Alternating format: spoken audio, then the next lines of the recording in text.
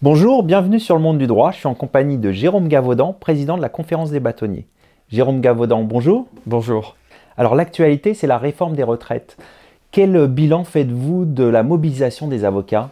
Alors la mobilisation des avocats est exemplaire. D'abord, c'est la première des mobilisations puisque dans le cadre du collectif SOS Retraite créé à l'initiative du Conseil national des barreaux et de la Conférence des bâtonniers et du barreau de Paris, nous avons agrégé autour de nous les indépendants. Et notre première manifestation du mois de septembre était la première en France sur les retraites. Ce qui nous importe, c'est effectivement sauver notre régime autonome. Nous ne sommes pas un régime spécial, nous sommes un régime autonome qui a fait ses preuves, qui vit sa vie, qui s'autofinance, qui est généreux vis-à-vis des autres régimes. Et ce que nous demandons au gouvernement, à Mme Belloubet et à M. Delevoye, que nous avons vu déjà 2 fois, c'est de nous laisser à l'écart de cette réforme qui d'ailleurs était à l'origine une réforme des retraites des fonctionnaires et des salariés, ce que nous ne sommes pas. Donc nous allons voir comment les choses évoluent, mais ce qui est fondamental pour nous, effectivement, c'est de faire constater que nous sommes autonomes et que nous souhaitons conserver cette autonomie. Mais il y a quelques jours, nous avons aussi, non pas manifesté, mais appelé à la solidarité des mouvements de grève, parce que nous sommes aussi solidaires des mouvements globaux des salariés, des fonctionnaires de ce pays, quant à cette réforme qui, une fois de plus, est mal engagée, peu de concertation, beaucoup de flou, pas de cohérence des pouvoirs publics. Mais ce n'est pas notre combat. Notre combat, c'est celui d'une caisse autonome garantissant l'indépendance des avocats. Nous y tenons et nous battrons jusqu'au bout l'ensemble de la profession pour la préserver. L'autre actualité, c'est la fin de votre mandat. Alors dans quel état d'esprit êtes-vous dans ce moment un peu particulier? Alors un état d'esprit de bonheur, il faut le dire, vous m'avez vu sourire, je me suis surpris à sourire lorsque vous m'avez posé la question. De bonheur parce que j'ai vécu un mandat intense, ils le sont tous. Mais les actualités de ces 2 dernières années ont fait que la profession a subi des modifications. Le projet de loi justice, la réforme de la justice, la carte judiciaire, la procédure civile, désormais la retraite. Et effectivement, nous avons eu un mandat dense. Donc beaucoup de bonheur, un peu de tristesse aussi, parce que ce mandat est passionnant, comme tous les mandats de la profession. Il est court, 2 ans. En même temps, il demande beaucoup d'énergie, donc il est bon aussi de savoir s'arrêter. Donc je suis dans un état d'esprit de fin de mandat que je m'apprête à accepter tranquillement, avec beaucoup de satisfaction, de bonheur, sans doute un peu de regret. Mais j'avais été bâtonnier en 2011 et 2012 et je connais cette expérience de baisse de charge. Et de sens ici préciser que la conférence est une grande famille et qu'au sein de la conférence des bâtonniers, les anciens présidents sont toujours très bien accueillis. Donc j'aurai toujours ma famille, j'aurai toujours ma place à la conférence des bâtonniers. Voilà dans quel état d'esprit je suis. Bonheur, un peu de tristesse, mais beaucoup de joie au total. Et du coup, quel bilan dressez-vous de votre action? Alors j'ai toujours dit que sur des mandats courts, il n'y a pas de programme. Quand j'ai pris mes fonctions, j'ai le souvenir, d'ailleurs, m'avait invité, que je pensais à la formation, je pensais au service des bâtonniers. Je crois honnêtement que la conférence a continué à progresser sur ces actions-là, mais l'actualité nous rattrape. Je pensais aussi à l'époque, mais j'ai toujours ce souvenir en tête d'un ancien bâtonnier qui m'avait dit « Ne crois jamais qu'il n'y a eu personne avant toi et qu'il n'y aura personne après toi ». Quand on laisse son mandat ou quand on le prend, il faut avoir ça en tête. Donc effectivement, est-ce que j'ai fait beaucoup de choses ou pas? J'en sais rien. Ce que je disais encore tout à l'heure, c'est que j'ai tenu la barre. Voilà, j'ai tenu, je crois, et en tout cas j'ai voulu la tenir avec fierté, endurance, pour les bâtonniers, pour les ordres qui sont essentiels non seulement dans l'organisation de la profession d'avocat, mais aussi dans l'organisation de la République. Je crois qu'il est très important qu'autour des tribunaux, désormais judiciaires, il puisse y avoir des avocats regroupés au sein d'un ordre. Donc, pas de programme, j'ai tenu la barre, j'ai fait je pense avoir fait ce qu'il y avait à faire, et donc le bilan positif. Effectivement, il y a quelques éléments importants pour moi. Nous sortions de périodes de division. Je pense que nous avons réussi, Marie-Aimée Perron, Christiane Ferrachul et moi, à assurer non pas simplement une unité de façade, mais une vraie unité des institutions de la profession. Ce qui a permis, je crois, de stabiliser les unes et les autres, de montrer la légitimité du Conseil national des barreaux, l'utilité et l'importance immense pour la profession de la conférence des bâtonniers, sans parler bien sûr du barreau de Paris, mais ça, on le sait. Donc je crois que pour moi, après ces 2 ans-là, c'est un point très positif. Et je peux dire et je dois dire que ce n'est pas simplement de l'affichage. C'était pas forcément si facile que ça, même si les relations amicales avec Christiane Ferralchul et Marie-Aimée Perron existaient parce que nous nous connaissions, mais ça demande, c'est pas simplement de la relation, ça demande aussi des méthodes de travail, et je suis convaincu que nous avons essayé de mettre en place des fonctionnements institutionnels entre nous qui vont dépasser ce que nous avons fait à 3 pendant 2 ans. Et je crois que c'était important.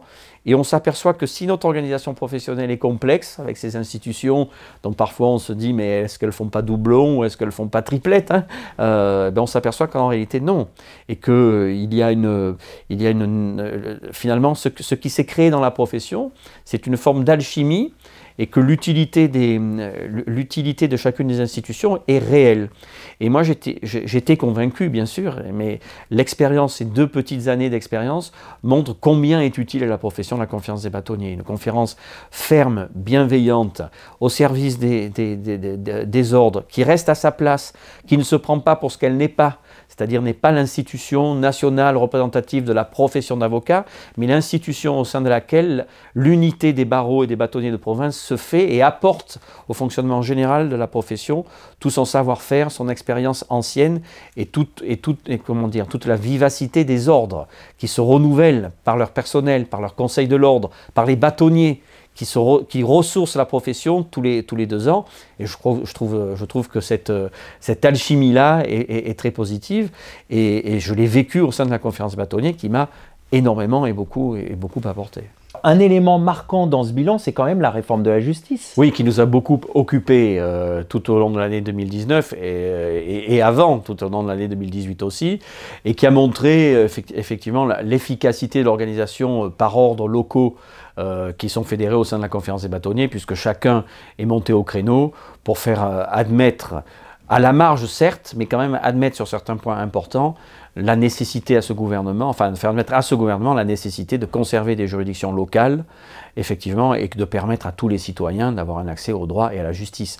Oui, c'est un événement marquant qui a montré l'efficacité de la conférence des bâtonniers et des bâtonniers unis dans des ordres qui ne sont pas concurrents, mais qui sont fédérés et qui effectivement jouent le jeu et la défense, non pas de la profession d'avocat seulement, mais surtout du justiciable dans le cadre de la nécessité dans cette République que les citoyens puissent accéder au droit et à la justice. Alors vous venez d'évoquer le renouvellement des bâtonniers. Il y a un renouvellement aussi à la conférence des bâtonniers avec Hélène Fontaine qui va vous succéder. Qu'avez-vous à lui dire ?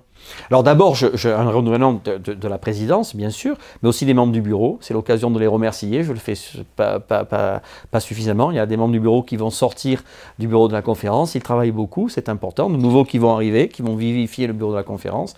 Hélène, j'ai pas grand-chose à lui dire, on se connaît depuis très longtemps, elle était bâtonnier les 2 ans qui ont suivi le mien, donc on s'est connus quand elle était bâtonnier désigné.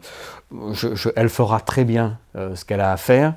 C'est des personnalités différentes. Elle est très ouverte, très consensuelle. Elle écoute beaucoup. Et ce sont des qualités qui sont nécessaires, je pense, à la présidence de notre institution. J'ai eu le bonheur de travailler. Je crois que le tuilage s'est vraiment bien passé depuis le mois de juin, la date de son élection. Nous sommes en phase, nous sommes en fonction. J'ai essayé de faire en sorte que tout se présente bien pour elle et je vais faire en sorte que ça continue et rester à la place qui est la mienne dans les fonctions qu'elle me délèguera si elle veut m'en déléguer et en évitant de lui donner trop de conseils parce que le jeu du passe-président c'est d'être à disposition et non pas de donner des conseils permanents et de dire que c'est mieux quand c'est soi-même qui faisons les choses. Voilà. Donc je pense que à titre personnel, j'ai beaucoup de chance que ce soit Hélène Fontaine. Ça aurait été quelqu'un d'autre, sans doute, ça aurait été bien aussi. Mais je m'entends très bien avec Hélène.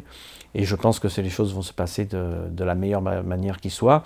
Dans un contexte qui, sur le plan relation avec le CNB, est peut-être différent, parce que le CNB, elle va devenir vice-présidente du CNB pour une année sous cette mandature-là, puis une année sous la mandature qui suivra. Donc les choses dans les relations avec le CNB vont être un peu différentes, mais je sais qu'elle s'entend très bien avec la présidente du CNB, qu'elle s'entend très bien avec le tandem Olivier Cousy, Nathalie Roré. Donc je pense que les choses vont se passer dans dans la meilleure des configurations possibles. Et je pense qu'effectivement, son passé au sein de la conférence, ses 6 années de mandat, son statut de vice-présidence à la conférence des bâtonniers depuis plusieurs années, puisqu'elle était, j'avais proposé qu'elle soit élue vice-présidente avant même qu'elle soit première vice-présidente, amenée à me succéder au sein du bureau, font qu'elle a une grande expérience du bureau de la conférence des bâtonniers, des bâtonniers avec qui elle est très proche et auprès des institutions. Enfin, je veux dire, c'est quelqu'un de solide et je pense que c'est très important pour les temps qui sont les nôtres et qui ne vont pas être simples pour elle non plus. Ça, c'est une certitude puisqu'elle va hériter de tous ces sujets. L'application concrète de la loi justice quand même, hein, avec la territorialité qui va se mettre en place concrètement désormais, les conseils de juridiction, les décisions de transfert de matière d'une juridiction à une autre dans le cadre de la départementalisation, entre guillemets, la question de la retraite, la procédure civile. Bref, dès le 1er janvier, je crois qu'elle a du pain sur la planche. Beaucoup de sujets en effet. Donc on a évoqué votre successeur. Qu'en est-il de votre avenir ? Eh bien, il y a dans les statuts de la conférence des bâtonniers, il y a quelque chose qui est très intéressant, dont on m'avait décrit, c'est que les anciens présidents sont déjà membres à vie du bureau de la conférence des bâtonniers, sans voix délibérative, ce qui est très sage, mais donc ma place est au bureau de la conférence des bâtonniers. Je vais rester utile à la profession si la présidente me demande de travailler pour la conférence là où elle le souhaitera. J'ai beaucoup de chance aussi parce que je suis dans le comité d'organisation de la Convention nationale qui aura lieu en novembre 2020, organisé par le Conseil national des barreaux, donc je suis dans le comité d'organisation. Ça va me prendre du temps, mais c'est passionnant d'organiser cet événement national qui est à Paris, qui sera à Paris en 2020, donc avec une alchimie là aussi un peu curieuse. C'est la première fois que Paris est le barreau d'accueil de la Convention nationale. Et puis, ce qui montre quand même que le Conseil national des barreaux m'intéresse toujours, puisque d'ailleurs, alors même que je ne serai plus membre du Conseil national des barreaux, on a accepté que je sois dans ce comité de pilotage. Voilà quel est mon avenir pour l'année 2020, avec des perspectives électorales à la fin de l'année prochaine, mais nous en reparlerons si vous m'invitez à nouveau. Avec plaisir Jérôme, et bonne continuation. Merci à vous pour tout. Merci. À bientôt.